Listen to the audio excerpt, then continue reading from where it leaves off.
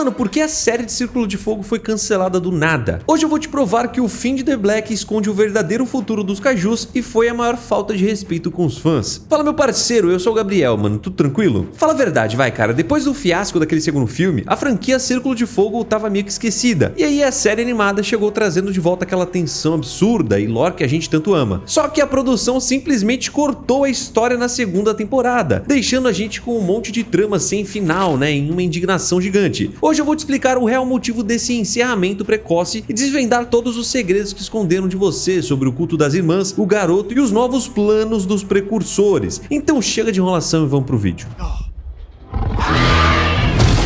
Para você entender a gravidade desse cancelamento, a gente precisa voltar um pouco e olhar para o que The Black realmente representou para a história de Círculo de Fogo. Depois que o Uprising tentou transformar a franquia em algo mais leve e rápido, quase como um desenho de ação genérico de sábado de manhã, sabe? Muita gente sentiu que a essência original tinha se perdido. O primeiro filme ditou uma regra muito clara sobre a física desse universo. O Jäger não é um ninja, ele é um robô de guerra, cara, de milhares de toneladas andando sobre duas pernas. Cada soco tem que ter um certo peso, cada passo destrói o chão e a ameaça dos kaijus é sempre assustadora, quase que insuportável. The Black resgatou exatamente isso, só que de uma forma ainda mais isolada e desesperadora. A premissa de transformar o continente australiano inteiro em uma zona de quarentena dominada pelos monstros foi uma sacada genial de roteiro. A gente chama isso de The Black, né, cara? A área escura, um lugar onde a humanidade perdeu a guerra. Eles não mostram os grandes centros de comando da PPDC ou os generais engravatados tomando decisões em salas escuras.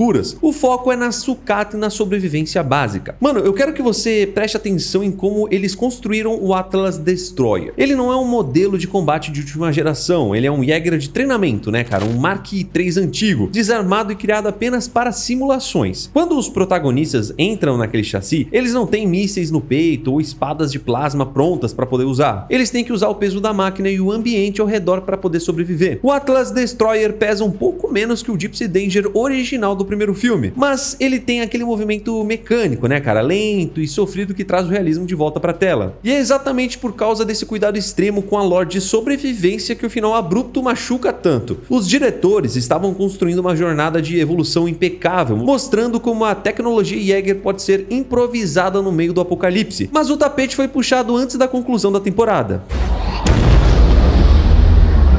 Agora eu vou te mostrar um detalhe na história que pouca gente liga os pontos. Só que muda tudo sobre a intenção dos inimigos da humanidade. Nos filmes, os precursores mandavam kaijus gigantes, categoria 3, 4 e 5, com um objetivo muito simples e direto: causar o máximo de destruição nas grandes cidades e terraformar a atmosfera do planeta. Mas na série animada, a gente percebe que a estratégia deles mudou de um jeito bem assustador. Eles pararam de focar apenas em grandes eventos de extinção e começaram a investir em ocupação territorial. Mano, eu tô falando dos kaijus menores, os Reapers. Lembra daquelas criaturas parecidas com cães sem pele que andam em bando? Aquilo é uma tropa de choque feita para caçar humanos individualmente, para poder limpar áreas específicas, onde um kaiju de categoria 4, como o Copperhead, não conseguiria alcançar ou não valeria o gasto de energia para ser enviado. Os precursores perceberam que a humanidade é como uma praga resistente. Se você apenas destruir os prédios, os humanos vão se esconder no subsolo e sobrevivem. Então eles criaram um ecossistema completo de invasão. E mano, eu não vou mentir, tá? Eu achei isso bem genial do ponto de vista de roteiro dentro da franquia. Ao invés de abrir uma fenda no meio do oceano e mandar um gigante, eles abriram fendas menores dentro do continente australiano e soltaram uma fauna invasora. Mano, é como introduzir um predador alienígena em uma cadeia alimentar fechada. O Copperhead, por exemplo, ele não estava lá para destruir uma cidade que já estava em ruínas. Ele funcionava como um cão de guarda de território, protegendo os ninhos e garantindo que os Reapers pudessem procriar e dominar a região. E isso abriu margem para a expansão mais fascinante e mal aproveitada de toda a franquia, tá, cara? Que foi a hibridização.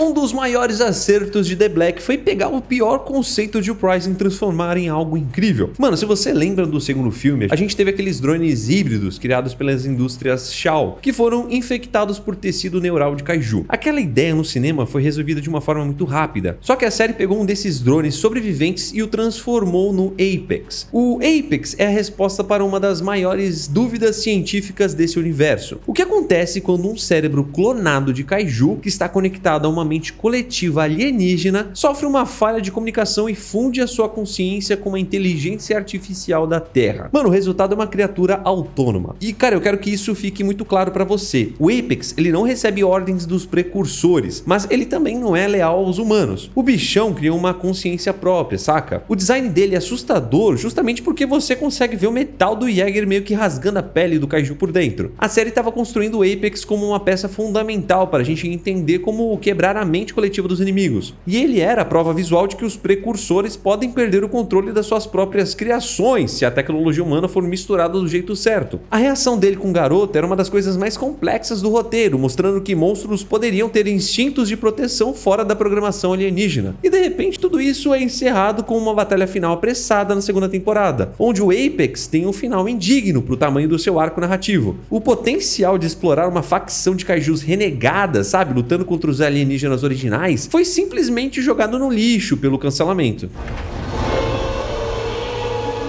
E aqui a gente entra no ponto que mais gerou revolta entre os fãs da lore profunda de Círculo de Fogo: o arco das irmãs do Kaiju. Desde o primeiro filme a gente sabe que fazer o drift, a conexão neural com o Kaiju, é um processo extremamente perigoso. O Newton Geisler fez isso e a mente dele ficou corrompida, né? Ele foi dominado silenciosamente ao longo de 10 anos. Mas a série animada levou isso a um nível completamente novo com o culto das irmãs. Elas não são vilãs de fantasia com poderes mágicos. E é aqui que o roteiro da série brilha na explicação científica do canone. As irmãs são humanas que sofreram tanta exposição às toxinas alienígenas, né, ao famoso sangue azul e aos resquícios neurais deixados pelos monstros, que o cérebro delas começou a mimetizar a frequência de rádio da mente coletiva dos precursores. Mano, pra você entender melhor, é como se o cérebro humano fosse um rádio analógico tentando sintonizar em uma frequência digital alienígena. A maioria das pessoas morre ou enlouquece, como a gente conseguiu ver nos filmes, mas aquelas mulheres encontraram um meio termo bem bizarro. Elas conseguem se conectar com os monstros locais sem precisar de uma interface de máquina. E a série encerra sem dar a explicação final sobre a verdadeira origem delas. Como elas descobriram esse processo? Elas estavam sendo controladas diretamente de outra dimensão ou criaram uma facção independente aqui na Terra? O visual das irmãs, com implantes e cicatrizes azuis brilhantes, indicam claramente que o corpo delas estava passando por uma mutação, talvez em nível celular, uma adaptação forçada para poder sobreviver na zona de quarentena. Isso abre uma teoria gigantesca que a terceira temporada deveria ter respondido. Os precursores estavam testando, né? Talvez se poderiam usar corpos humanos modificados para poder criar uma nova linhagem de comando na Terra, já que enviar gigantes estava ficando muito caro e difícil. Nós nunca vamos saber com certeza, porque fecharam a porta na nossa cara bem no momento da revelação, né? Junto com as irmãs, nós temos o grande mistério do garoto. Eu considero esse personagem o maior trunfo e o maior desperdício de The Black. A série deixa claro que ele é uma anomalia genética, ou você vai me falar que cruzar DNA de humano com a estrutura de um kaiju é normal, né? Ele consegue transitar entre a forma de uma criança inofensiva e um monstro com a capacidade de combate absurda. Mas por que criar o garoto? Mano, eu vou te dar uma explicação seguindo a lógica da franquia. Os precursores clonam os kaiju, certo? Todos eles compartilham o mesmo genoma base. O problema é que o sistema imunológico da Terra é bem agressivo para eles. E os Jägers se tornaram a defesa mecânica perfeita. A criação do garoto não foi apenas um acidente de laboratório dos humanos. Ele é um infiltrador. Pensa comigo, cara, ele pode passar desapercebido por qualquer radar de assinatura térmica da PPDC, viver entre os humanos, aprender a cultura e a linguagem e se transformar em uma arma no momento exato, direto de dentro da base inimiga. Quando a segunda temporada termina, o arco do garoto fica completamente no ar. Ele aceita o seu lado monstro, ele protege a equipe, mas e depois? O governo mundial talvez iria dissecar ele para tentar entender a genética? Ele iria crescer e se tornar um kaiju de categoria 5 ou talvez ficaria daquele tamanho contido? O roteiro tinha nas mãos a chance de explorar os limites da engenharia genética nesse universo. Eles poderiam ter feito episódios inteiros, cara, só sobre como o metabolismo dele consegue armazenar tanta massa, né, e energia para poder realizar essa transformação. Mas os roteiristas tiveram que condensar tudo em poucos episódios finais, jogando o desenvolvimento do personagem pela janela, para conseguir fechar a história principal do resgate dos pais da Hayley e do Taylor.